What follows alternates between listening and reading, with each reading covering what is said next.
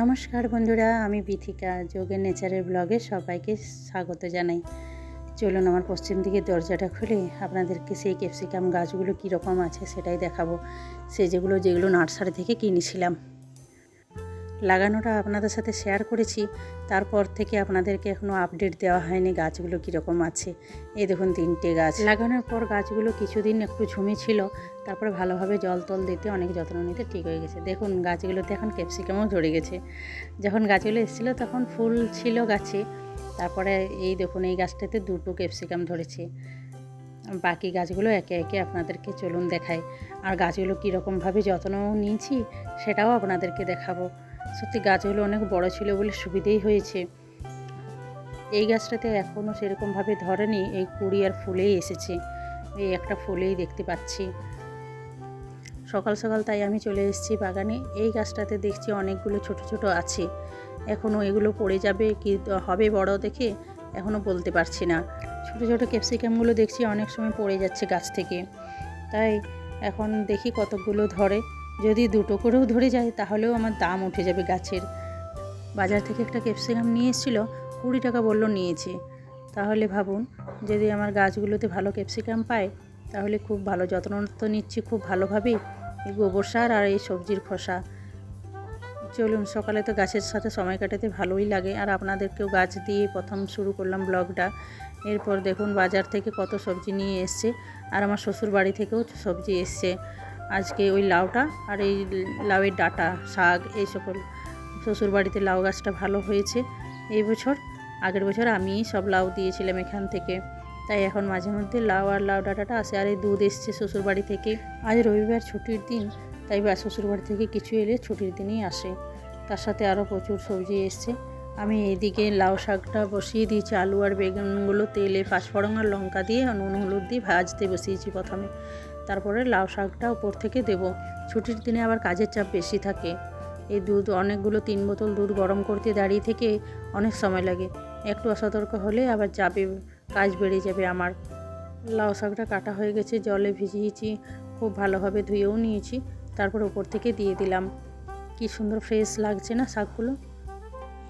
আমাদের আদান প্রদান চলতেই থাকে বাসের মাধ্যমে। এখানে বেশি যদি কিছু সবজি হয় সেগুলো আমি পাঠাই, আবার ওনারা যা কিছু বাড়তি বেশি কিছু পান সেগুলো অবশ্যই এখানে আমাদের জন্যও দিয়ে পাঠান। শাকটা ঢাকা দিয়ে দিয়েছি, একটু হতে সময় লাগবে সেদ্ধ হতে। ততক্ষণ আমি এইদিকে মাছটা বসিয়ে ফেলি। মাছটা ভাজা হতে হতে দুদিকে না রান্না বসালে অনেক দেরি হয়ে যাবে। চলুন রান্না হতে হতে আপনাদের সাথে একটা গল্প শেয়ার করি। গল্প বলবো না, বাস্তব অভিজ্ঞতা। আমার পাশের বাড়ির জেঠিমার দাঁতের গোড়াতে একটা টিউমার হয়েছিল। তারপর সেই টিউমারটা অনেক দিন ধরে দাঁতের জন্য খুব কষ্ট ভোগ করছিলেন, এই ডাক্তার ও ডাক্তার করে। তারপরে ব্যথা হচ্ছিল গালে, খুব কষ্ট হচ্ছিল খাবার খেতে। অনেক ডাক্তার দেখানোর পরেও ডাক্তাররা বলতেই পারছিল না কেন হচ্ছিল বা কি, কোনো চিকিৎসাই করতে পারছিল না। তারপরে বাড়িতেই বোঝা গেল যে ওইখানে একটা সাদা মতো কি হয়েছে দাঁতের কাছে, যেখানে দাঁত আগে তুলে ফেলা হয়েছিল সেই ফাঁকা জায়গাটাতে। তারপরে ডাক্তার গিয়ে যখন দেখলো যে ডাক্তারকে গিয়ে বললো টিউমারের মতন দেখা যাচ্ছে, তখন ডাক্তার বলল টিউমারটা অপারেশন করে বার করে বায়োপসি করতে হবে। তারপর বায়োপসি রিপোর্ট বাজে এসছে, মারণ রোগ ক্যান্সার ধরা পড়েছে, বলছে 1ম স্টেজেই আছে। কলকাতায় গিয়ে ডাক্তার দেখানোর পর ডাক্তাররা বলেছে যে ক্যান্সারটা নাকি টিউমারের থেকে হাড়ে একটু ছড়িয়েছে, তাহলে ওইখানের হাড়টা কেটে বাদ দিতে হবে, পায়ের হাড় কেটে ওইখানে বসাবে। ভাবুন, একটা 72 কি 73 বছর বয়সের মহিলা, এরপর কি কষ্ট। সত্যি খুব কষ্ট। 2 মাস পর্যন্ত বেড রেস্ট, একদম বিছানাতে পেচ্ছাপ পায়খানা সব কিছু করতে হবে। নলের মাধ্যমে খাবার যাবে। শক্ত মানে মানুষটা একদম পুরো শক্ত আছে, নিজের কাজকর্ম কি সুন্দরভাবে করছে সারাদিন, আর কত সুন্দর গল্প করছে, সব কিছুই ঠিকঠাক আছে। তারপরে এর অপারেশনটা হওয়ার পরে মানুষটা একদম অচল হয়ে যাবে। সত্যি আধুনিক চিকিৎসা ব্যবস্থা এত কষ্টদায়ক না। যোগ এবং আয়ুর্বেদের দ্বারা এই মানুষটা কত সুন্দরভাবে বেঁচে ফিরে আসতো, কত সুন্দরভাবে থাকতো। কিন্তু এখানে আমাদের এখনও সেরকমভাবে যোগ আয়ুর্বেদে আসেনি, সেন্টারও খোলেনি, বা কেউ সেরকমভাবে জানেনি, তাই মানুষ বিশ্বাসও করতে পারছে না। আমি যদি শেখাবো বলি সেটাও আমি বুঝতে পারছি না কীরকমভাবে শুরু করব। জেঠিমাকে বলছি যোগা করতে, কিন্তু বলছে হ্যাঁ করছি। আমি তো বুঝতে পারছি যে কী আর করছে, সেরকমভাবে না জানা কিছু আছে। যদি বলে যে আমাকে শিখিয়ে দাও আমি করব, তাহলে তো আমি আনন্দ সহকারে শেখাতে পারি। কিন্তু মানুষগুলো বিশ্বাসেই নেই এই ব্যাপারে, তাহলে আর কতটুকুই বা হেল্প করতে পারি আমি। চলুন আমার রান্না মোটামুটি কমপ্লিট। এইদিকে আমি ভেজ ডাল করব, এই রান্নাটা বাদ দিয়ে। আর ডাল ভিজিয়ে রেখেছি, করলা ভাজতে হবে। রান্নাটা বেশ সরষের গুঁড়ো দিয়েছিলাম, মাঝে আপনারা দেখেছিলেন। আপনাদের সাথে গল্প করতে করতে আমার রান্নাটা হয়ে এসছে।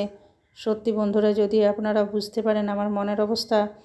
ভেজ ডাল আমার তৈরি হয়ে গেছে, খাবারগুলো সব রেডি করে দিয়েছি। ছেলেও খাওয়ার জন্য রেডি, ফোন নিয়ে, ফোন ছাড়া একটু খেতে পারবে না। করলা ভাজাটা গরম গরম শেষে করলাম, এরপরে নামিয়ে দেব। সত্যি যোগ আয়ুর্বেদের নিয়ে যদি কিছু করতে পারতাম, বা এখানে যদি একটু বড়সড় কিছু হতো, অনেক মানুষ রক্ষা পেত। অনেক মানুষ খুব কষ্ট পাচ্ছে কম বয়সে, কত মানুষের রোগ অসুখ দেখলে আমার খুব মন খারাপ লাগে। তো এইরকম গল্প আপনাদের সাথে মাঝে মধ্যে অবশ্যই করব। আপনাদের যদি এইসব গল্প শুনতে ভালো লাগে বা আমাকে কিছু হেল্প করতে পারেন, তাহলে অবশ্যই জানাবেন কমেন্ট করে। দেখুন খাওয়া দাওয়া শেষে বিকেল দিকে ছেলের কীরকম মাটি ধুলো নিয়ে খেলা করছে। ওর আবার ওই প্রাচীরে দাঁড়িয়ে দাঁড়িয়ে খেলা করতে আবার একটু বেশি ভালো লাগে। চলুন এরপর ছাদে যাব, ছাদে বসে ছেলের লেবু খাওয়া কলা খাওয়া ওখানেই করে। এই যে নিজেও ছাড়াতে বসে গেছে। বন্ধুরা, ব্লগগুলোকে দেখতে কীরকম লাগছে কমেন্ট করে জানাবেন, আর চ্যানেলটা লাইক আর সাবস্ক্রাইব করে পাশে থাকবেন। এরপর আমার ছেলের একটা খেলা দেখুন। बॉलिंग करता हूँ इंडिया ज्यादा फ्रॉम बॉल